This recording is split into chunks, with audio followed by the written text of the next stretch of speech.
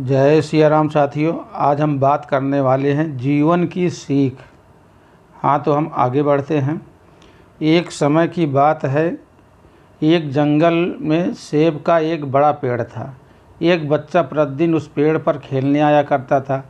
वह कभी पेड़ की डाली से लटकता, कभी फल तोड़ता, कभी उछल कूद करता। सेब का पेड़ भी उस बच्चे से अति प्रसन्न रहता था।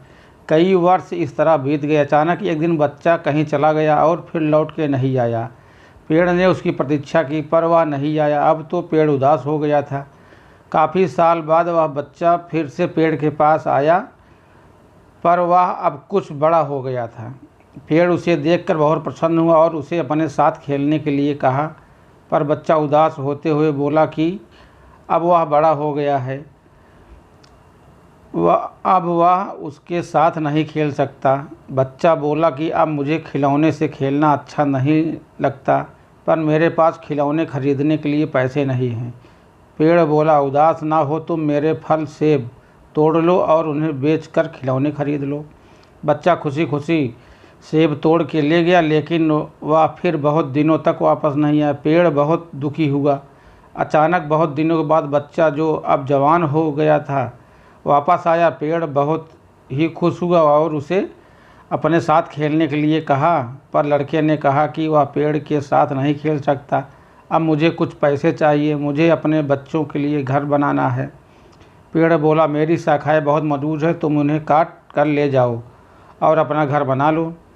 अब लड़के ने खुशी खुशी सारी शाखाएं काट डाली और लेकर चला गया। उस समय पेड़ उसे देखकर बहुत खुश हुआ, लेकिन वह फिर कभी वापस नहीं आया और फिर उसे वह पेड़ अकेला और उदास हो गया था। अंत में वह बहुत दिनों के बाद थका हुआ वह आया। तभी पेड़ उदास होते हुए बोला कि अब मेरे पास ना फल है ना ही लकड़ी, अब मैं तुम्हारी सहायता भी नहीं कर सकता। बूढ़ा बोला कि अब उसे कोई सहायता नहीं चाहिए, बस एक स्थान चाहिए जहाँ वह शेष जिंदगी आराम से बिता सके। पेड़ ने उसे अपनी जड़ों में आश्रय दिया और बूढ़ा सदा के लिए वहीं रहने लगा। इसी पेड़ की तरह हमारे माता पिता भी होते हैं। जब हम छोटे होते हैं तो उनके साथ खेलकर बड़े होते हैं और बड़े होकर उन्हें छोड़कर चले जाते हैं और तभी वापस आते हैं जब हमें कोई आवश्यकता होती है। धीरे धीरे ऐसे ही जीवन बीत जाता है। हमें पेड़ रूपी माता पिता की सेवा करनी चाहिए, ना कि केवल उनसे लाभ लेना चाहिए।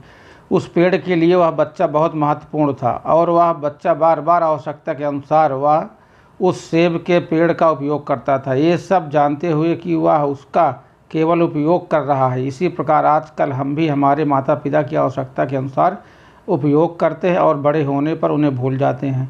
हमें सदा हमारे माता पिता की सेवा करनी चाहिए, उनका सम्मान करना चाहिए और सदा, भले ही हम कितने भी व्यस्त क्यों ना हों, उनके लिए थोड़ा सा समय निकालना चाहिए।